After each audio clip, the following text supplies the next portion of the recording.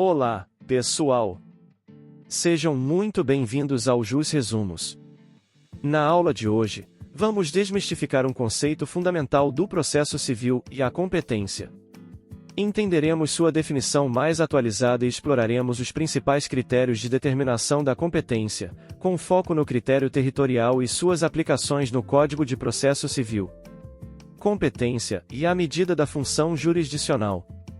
Tradicionalmente, a competência era entendida como a medida da jurisdição. Segundo essa visão clássica, cada órgão do Estado recebia uma parcela de poder, exercendo sua competência dentro dos limites concedidos pela lei. No entanto, atualmente, e em uma visão mais alinhada com a Constituição, não se visualiza mais a possibilidade de fracionamento do poder em si. Por isso, a expressão a poder judiciário, poder legislativo ou a poder executivo é, muitas vezes, substituída por a função judiciária, função legislativa ou a função executiva. Isso porque o poder do Estado é uno e indivisível.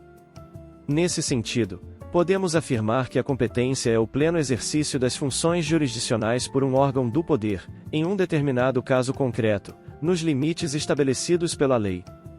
Orientada por essa visão mais atual, a competência permite que um órgão específico exerça a função jurisdicional do Estado de forma plena. Nessa nova conceituação, a competência não confere mais poder a um órgão em detrimento de outro. Em termos de função jurisdicional, não há uma hierarquia de poder entre um juiz de primeiro grau e um tribunal. O que existe é uma organização hierárquica funcional que permite a revisão de decisões, o que chamamos de efeito substitutivo de recurso. Tecnicamente, tanto um juízo singular quanto um tribunal exercem o mesmo poder, mas por razões de hierarquia, são possíveis os atos de revisão jurisdicional. Pensemos numa situação concreta, e em uma causa levada ao juizado especial, por uma parte que está sem advogado, poderia o juízo declarar a inconstitucionalidade de um dispositivo legal? Sim, no controle difuso de constitucionalidade. E, caso essa decisão transite em julgado, ela gerará seus efeitos regulares para o caso concreto, pois ali houve o pleno exercício da função jurisdicional, tornando a decisão eficaz e devendo ser cumprida. Isso reforça a ideia de que a competência é o exercício pleno da função, independentemente do grau hierárquico. Critérios de determinação da competência. O sistema jurisdicional brasileiro é organizado em diferentes compartimentações da jurisdição, como a Justiça Federal, a Justiça do Trabalho, a Justiça Eleitoral, a Justiça Militar e a Justiça Comum. Para determinar qual dessas justiças e qual órgão será competente, utilizamos diversos critérios, sendo os principais, o critério territorial, o critério material, o critério que observa o valor da causa, o critério pessoal e o critério funcional. Vamos focar agora no critério territorial de determinação de competência, conforme o Código de Processo Civil. A. Critério territorial de determinação de competência, CPC. Para estabelecer a competência pelo critério territorial, observamos duas regras primárias, uma para direitos pessoais e direitos reais sobre bens móveis, e outra para direitos reais sobre bens imóveis. Direito pessoal, um direito real sobre bens móveis, e artigo 46 do CPC. O artigo 46 do CPC estabelece que, se a demanda versar sobre direitos pessoais ou direitos reais sobre bens móveis, a regra geral de competência será o foro de domicílio do réu. Essa regra visa priorizar a ampla defesa, facilitando que o réu apresente sua defesa onde possui seu domicílio. Vejamos algumas particularidades do artigo 46. Parágrafo 1º. Se o réu tiver mais de um domicílio, ele poderá ser demandado no foro de qualquer deles, à escolha do autor. Parágrafo 2º. Se o domicílio do réu for incerto ou desconhecido, ele poderá ser demandado onde for encontrado ou no foro de domicílio do autor. Parágrafo 3º. Se o réu não tiver domicílio ou residência no Brasil, a ação será proposta no foro de domicílio do autor.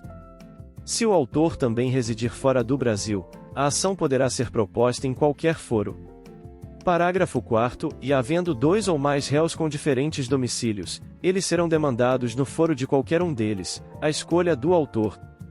Parágrafo 5º. E específico para a execução fiscal, que será proposta no foro de domicílio do réu, no de sua residência ou no do lugar onde for encontrado. Direitos reais sobre bens imóveis, e artigo 47 do CPC. A segunda regra primária para o estabelecimento da competência territorial determina que, sendo a ação de direito real sobre bem imóvel, a ação será proposta no foro de situação da coisa. O artigo 47 do CPC dispõe: para as ações fundadas em direito real sobre imóveis é competente o foro de situação da coisa. Contudo, há uma exceção importante e uma regra de competência absoluta. Parágrafo 1º. O autor pode optar pelo foro de domicílio do réu ou pelo foro de eleição, mas apenas se o litígio não recair sobre direito de propriedade, vizinhança, servidão, divisão e demarcação de terras, enunciação de obra nova. Nesses casos específicos, a competência do foro de situação da coisa é mantida. Parágrafo 2º, e de forma categórica, a ação possessória imobiliária será proposta no foro de situação da coisa, e seu juízo tem competência absoluta. Isso significa que essa regra não pode ser modificada pela vontade das partes ou por outros critérios. A1. Código de Processo Civil e a Fazenda Pública em Juízo.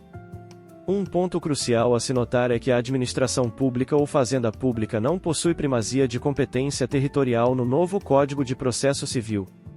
As regras aplicáveis seguem a lógica geral do domicílio, com algumas particularidades.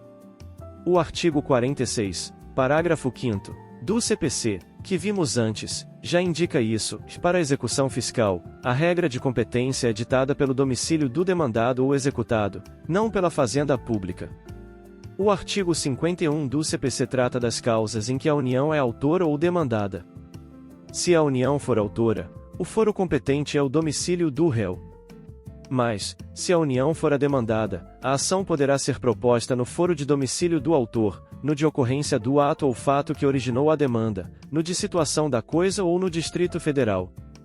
Da mesma forma, o artigo 52 do CPC estabelece regras para quando um Estado ou o Distrito Federal é autor ou demandado. Se forem autores, o foro competente é o domicílio do réu. Mas, se forem demandados, a ação pode ser proposta no foro de domicílio do autor, no de ocorrência do ato ou fato, no de situação da coisa ou na capital do respectivo ente federado. Isso demonstra a busca do CPC por um tratamento mais equilibrado, mesmo quando uma das partes é um ente público. Chegamos ao fim de mais uma aula do Jus Resumos. Dominar o conceito de competência e seus critérios de determinação é fundamental para a correta propositura e tramitação de uma ação judicial. Espero que tenham aproveitado o conteúdo. Fiquem ligados para as próximas aulas. Até mais!